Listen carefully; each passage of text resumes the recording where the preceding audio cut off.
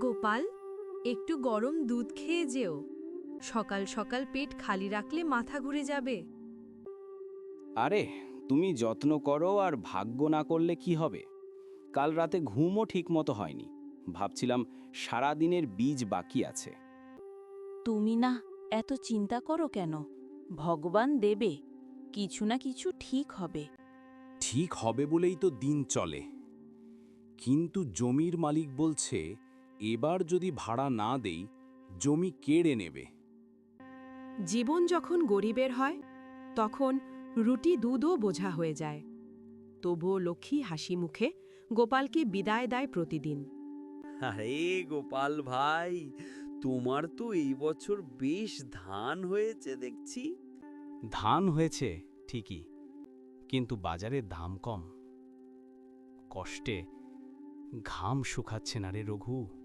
শুনছ গোপাল, পাশের গ্রামের কালাচাঁদ এবার শহর থেকে নতুন বউ এনেছে, একেবারে রূপবতী।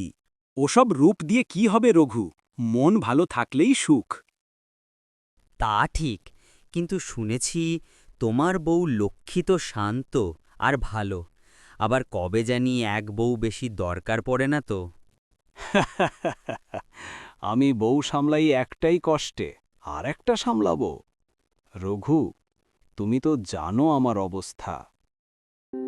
কিন্তু কে জানতো ভাগ্যের চাকা একদিন ঘুরবে, আর সেই ঘূর্ণিতে গোপালের জীবনে আসবে এমন এক ঝড় যার পর সবকিছু পাল্টে যাবে। লক্ষ্মী, আজ জমির মালিক এসে খুব বকেছে। বলল ভাড়া না দিলে জমি নেবে। ভাবছি কি করি। আমি তো আছি, একটু কাজ করব, দুজন মিলে পারব। কিন্তু তুমি তো সারাদিন ঘরের কাজ করো, আর আমি যতই পরিশ্রম করি ফল পাই না। কখনো কখনো মানুষ নিজের পরিশ্রমেও ক্লান্ত হয়। তখন মন নতুন কিছু চায়, এমন কিছু যা বাস্তব নয়, কিন্তু মনে আশা জাগায়। সেই আশাই একদিন গোপালের জীবনে নিয়ে এলো কমলাকে। দাদা, একটু পানি দেবেন? হাঁটতে হাঁটতে পা ব্যথা হয়ে গেছে। এত গরমে আপনি কোথায় গিয়েছিলেন? গরমে তো অনেক কষ্ট হয়। আপনি তো খুব ভালো মানুষ, শুনেছি আপনি একাই থাকেন। বউ আছে, কিন্তু সন্তান নাই। হ্যাঁ, কিন্তু আপনি জানলেন কিভাবে? গ্রামে তো সবাই জানে আপনি ভালো মানুষ, ভগবান নিশ্চয়ই একদিন সুখ দেবেন। এভাবেই শুরু হয় এক অচেনা মিষ্টি আলাপ। দরিদ্র গোপালের মনে এক নতুন আগুন জ্বলে ওঠে, যা প্রেম নয়, করুণা নয়, শুধু একটা খালি জীবনে ভরাট করার বাসনা। আজ বাজারে এত দেরি হলো কেন?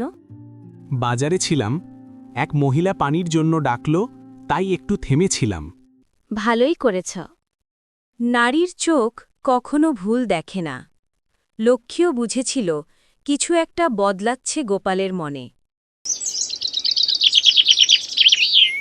শুনেছিস গোপাল চাষা নাকি আবার বিয়ে করেছে?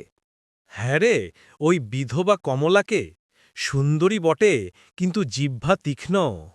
বেচারি লক্ষ্মীর কি হবে এখন? গ্রামবাসীর কানাকানি, চোখের দৃষ্টি আর লক্ষ্মীর নিঃশব্দ কান্না সব মিলিয়ে গোপালের সংসার ভরে যায় ঝড়ে। এই ঘরে আমার জায়গা কোথায়? সব পুরনো বউয়ের নিয়মে চলবে নাকি?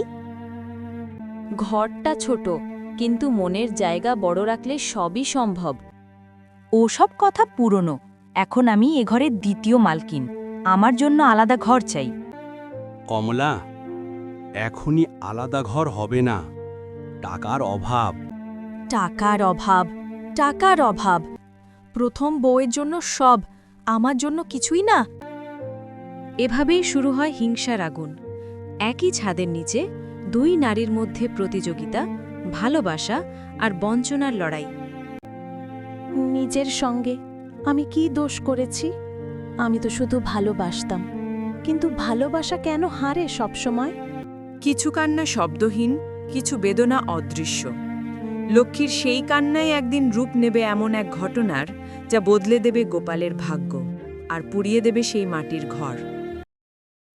যেখানে দুই নারী এক পুরুষের জন্য বাস করে সেখানে শান্তি টেকে না, ভালোবাসা হয়ে যায় প্রতিযোগিতা। সকাল সকাল খিচুড়ি, কার জন্য এত যত্ন? গোপাল বলেছিল আজ খেতে একটু গরম কিছু দিতে, তাই ভেবেছিলাম। তাই না, তোমার তো শুধু তার খাতির। আমি আছি না এই ঘরে? আমি তো সবার জন্যই করি। তুমি চাও আমি আলাদা করে তোমার জন্যও বানাই? দরকার নেই, তোমার রান্না খেলে গলা শুকিয়ে যায়।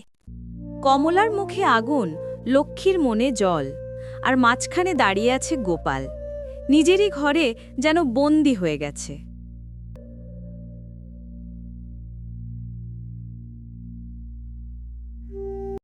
কি হয়েছে গোপাল, মুখ এমন করে বসে আছো কেন? রঘু, জানিস ঘরে এখন শান্তি নাই, দুইজনের মধ্যে সারাক্ষণ খিটখিটানি।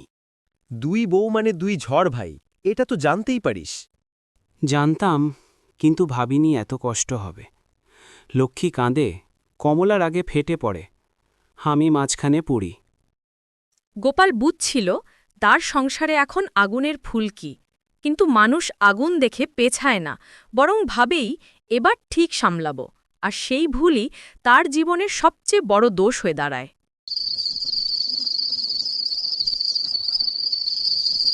ওই লক্ষ্মী না থাকলেই সব আমার, গোপালও শুধু আমার হবে। কেমন করে সরাবো তাকে? কমলার মনে এখন শুধু লক্ষ্মীকে গোপালের জীবন থেকে কিভাবে সরানো যাবে এই চিন্তা করছে।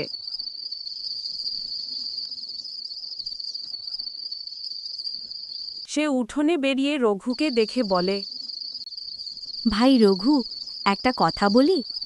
তুমি গোপালের খুব আপনজন, তাই ভাবলাম গোপন কথা বলি। কি হয়েছে বৌদি? ওই লক্ষ্মী বউ না, জাদুকরি। রাতের বেলা কেউ দেখেছে সে উঠানে কিছু ছড়ায়, জপ করে। কি বলো? লক্ষ্মী তো শান্ত মেয়ে। কমলা শান্ত মুখের নিচে কত কিছু লুকায় থাকে। ভাই রঘু, গোপালের ভাগ্য নষ্ট করছে ওই। মিথ্যার বিষ ছড়িয়ে পড়ল ধীরে ধীরে। কমলা জানত গ্রামে গুজব মানেই সত্যি হয়ে যায় মানুষের মনে। শুনেছিস গোপালের লক্ষ্মী নাকি জাদু করে? হায় রে, এত ভালো মুখের পেছনে এমন কাণ্ড! তাই তো বলি, গোপালের ধান কেন বারবার নষ্ট হয়? মিথ্যা যেমন আগুন, একবার জ্বলে উঠলে চারদিক ছড়িয়ে পড়ে। লক্ষ্মী জানত না তার জীবনের চারপাশে এখন এমন এক ফাঁদ গাঁথা হচ্ছে যেখান থেকে মুক্তি নেই। তুমি জানো না গোপাল, রাতের বেলা এই লক্ষ্মী ওঠানে কিছু ফেলে। আমি নিজের চোখে দেখেছি। কি বলছো তুমি? আমি তো সেদিন চাঁদের আলোয় কাপড় তুলছিলাম। মিথ্যা! তুমি আমাকে মেরে ফেলতে চাও। লক্ষ্মী, তুমি সত্যি এসব করো? আমি এমন কাজ করব গোপাল? আমি তো তোমার মঙ্গল চাই। কিন্তু সন্দেহ একবার মনে ঢুকলে ভালোবাসার জায়গা আর থাকে না। গোপাল চুপ করে বেরিয়ে গেল। লক্ষ্মী বুঝল এবার তার ঘর ভেঙে যাচ্ছে ভিতর থেকে।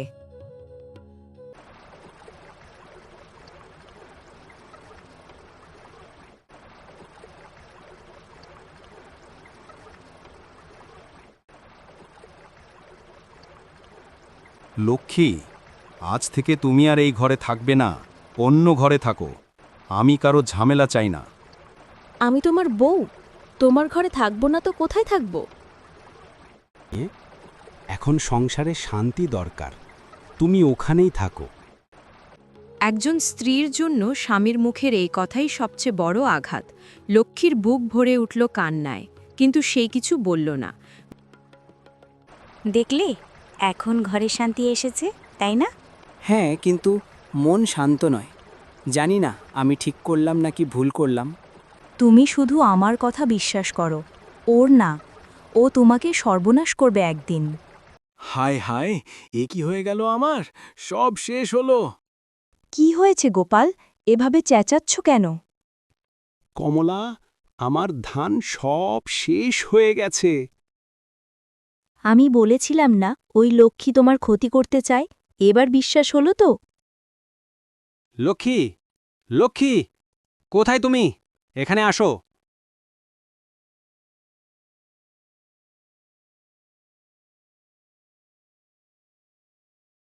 কি হয়েছে গো, এভাবে ডাকছ কেন? আমার ধান শেষ। তুমি কি করেছো বলো? আমি কিছু করিনি, বিশ্বাস করো গোপাল। আমি তোমার কোনো কথা বিশ্বাস করি না। তুমি এক্ষুনি এই বাড়ি থেকে বেরিয়ে যাও। এভাবে বলো না গোপাল, আমি কোথায় যাব এই বাড়ি ছেড়ে? আমি এই সব জানি না। তোমাকে বাড়ি থেকে বেরিয়ে যেতে বলেছি, বেরিয়ে যাও। গোপাল, আমার কোনো অভিশাপ নেই, শুধু প্রার্থনা তুমি যেন সত্য জানতে পারো একদিন। লক্ষ্মীর পদধ্বনি হারিয়ে গেল কুয়াশায়, আর গোপালের ঘরে রইল শুধু কমলার হাসি, যে হাসি ছিল বিষের মতো মিষ্টি।